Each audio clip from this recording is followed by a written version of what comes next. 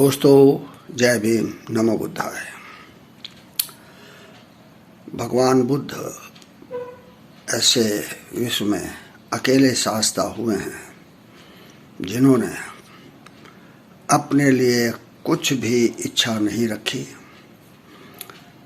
मनुष्य मात्र के लिए ही नहीं बल्कि प्राणी मात्र के कल्याण के लिए उन्होंने हमें सरलतम रास्ता दिखाया और कहा कि तुम मेरे से कोई उम्मीद न रखो, कोई आशा मत रखो। अगर तुम अपना कल्याण चाहते हो, अगर तुम विश्व का कल्याण चाहते हो तो मेरे बताए रास्ते पर चलो। वो ऐसे अकेले शास्ता हैं जिन्होंने कहा कि मैं जो कह रहा हूँ उस पर तब तक भरोसा न करो जब तक कि तुम अपने बुद्धि को विवेक के साथ उसका परीक्षण ना कर दो। अगर तुम्हें लगे कि वो तुम्हारे लिए कल्याणकारी है, अगर तुम्हें लगे कि वो मनुष्य मात्र के लिए कल्याणकारी है, अगर तुम्हें लगे कि वो जीव मात्र के लिए कल्याणकारी है, तभी मेरी बातों को मानो, वरना मत मानो।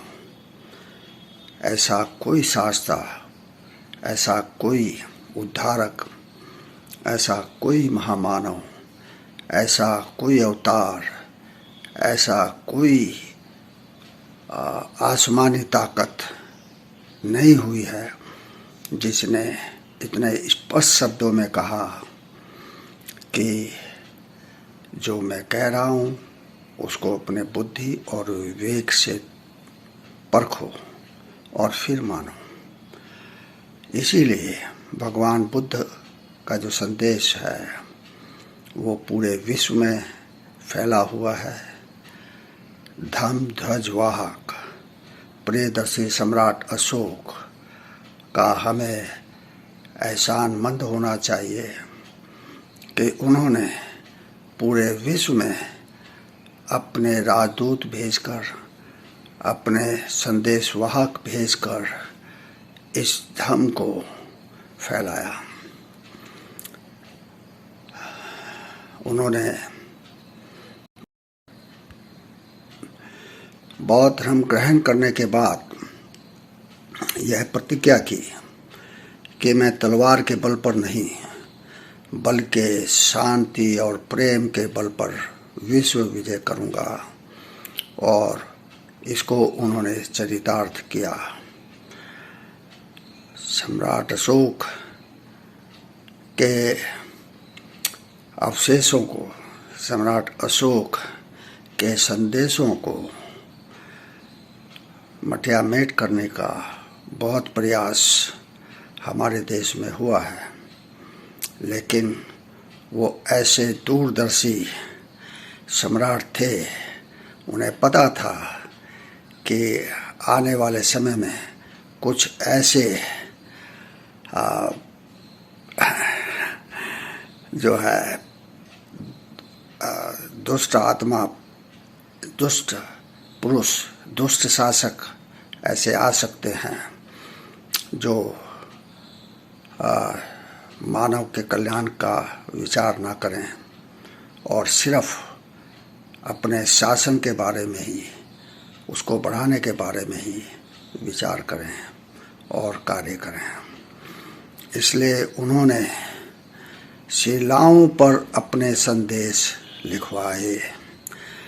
शिलाओं पर लिखे संदेश अभी तक जो है मौजूद हैं, उन्हें कोई मिटा नहीं सका। एक वर्ग विशेष ने कोशिश की कि भारत से, जहाँ बौद्ध धर्म उत्पन्न हुआ, पनपा, बढ़ा, पूरे विश्व में इस देश की प्रतिष्ठा बढ़ी, यहाँ पर अनेक विश्वविद्यालय बने, 40 से भी अधिक विश्वविद्यालय उस समय हमारे देश में थे जब विश्व में कहीं पर भी विद्या के बारे में, ज्ञान के बारे में, शिक्षा के बारे में इतनी चेतना नहीं थी। इसलिए अनेक देशों से हमारे देश में शिक्षार्थी आते थे, पढ़ते थे और भगवान बुद्ध की शिक्षाएं लेकर, ज्ञान लेकर अपने देश में वापस जाते थे। पता चला है कि भारत में एक ऐसा धर्म भी था जिसको आलोप कर दिया गया था कुछ विनाशकारी तत्वों के द्वारा।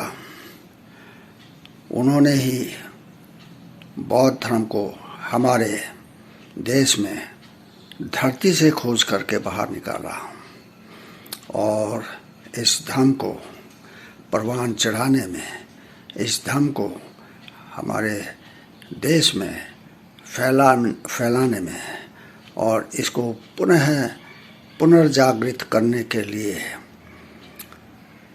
महामानव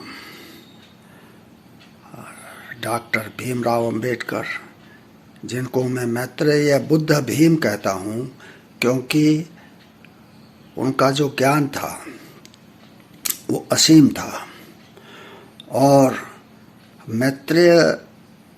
मैत्री के बल पर ही उन्होंने इस देश में एक नई क्रांति की, पुनर्जागरण किया, देश को एक ऐसा संविधान दिया जो मनुष्य के कल्याण के लिए था, जो देश के कल्याण के लिए था, जो देश को ऊंचाइयों पर ले जाने के लिए था। ऐसा संविधान देने वाले मैत्रेय बुद्ध भीम को कुछ ऐसे लोग जो जिनकी बुद्धि भ्रष्ट है, वो ना तो बाबा साहब को मानते हैं, ना देश के संविधान को मानते हैं। ये एक समय का चक्र है जो हमेशा आगे बढ़ता है। अनेक देश जो हमारे से बहुत पिछड़े थे, वो हमारे से कहीं आगे निकल गए ज्ञान विज्ञान में, लेकिन हमारे जो मति भ्रष्ट कुछ लोग हैं जो देश को आगे नहीं बल्कि पीछे ले जाना चाहते हैं, 12वीं 13वीं सदी में ले जाना चाहते हैं, सिर्फ अपने स्वार्थ के लिए। उनको मानव के कल्याण की कोई भावना नहीं है, उनको देश की प्रगति की कोई इच्छा नहीं है, वो सिर्फ अपना स्वार्थ सिद्ध करना चाहते हैं। इसलिए वो ऐसा कुचक्र रच रहे हैं कि देश में अशांति हो, देश में एक दूसरे के प्रति नफरत पैदा हो, देश में एक दूसरे के प्रति जो है संदेह पनपे और हम एक दूसरे के सहयोगी ना बन करके एक दूसरे के दुश्मन बन जाएं। इस तरह से हमारे देश को बांटकर ये लोग क्या हासिल करना चाहते हैं? ये लोग क्या ये चाहते हैं कि देश आगे ना बढ़े? निश्चय ही इनका इससे कोई वास्ता नहीं है कि देश आगे बढ़े, प्रगति करे या ना करे। उन्हें तो अपने वर्चस्व की चिंता है। वो चाहते हैं कि जैसा कभी 12वीं 13वीं शताब्दी में था इस देश में, उसी तरह का ये देश बन जाए, साधुओं का, सपेरों का देश बन जाए, अज्ञान का देश बन जाए, ज्ञान से भटक जाए और जो वो कहते हैं सिर्फ उसी को सत्य मानकर चला जाए। तो दोस्तों, आप इस पर विचार करें कि ऐसे मति भ्रष्ट लोग कौन हैं और क्या हमें उनके जो है शरारतों को स्वीकार करना चाहिए? क्या उनके ऐसे लच्छेदार बातों को, भ्रम फैलाने वाली बातों को, ऐसे जुमले वाली बातों को मानना चाहिए? मैं समझता हूँ कि पहले से हमारा देश काफ़ी आगे बढ़ा है, विद्या के क्षेत्र में भी आगे बढ़ा है, टेक्नोलॉजी के क्षेत्र में भी आगे बढ़ा है। लोग अब ऐसे नहीं रह गए हैं कि जो कुछ मति भ्रष्ट लोग कहें और उनको ही सत्य मान लिया जाए।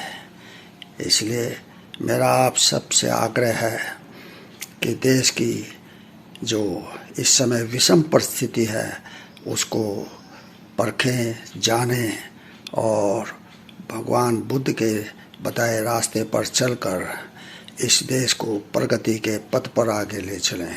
जय भीम, नमो बुद्धाय।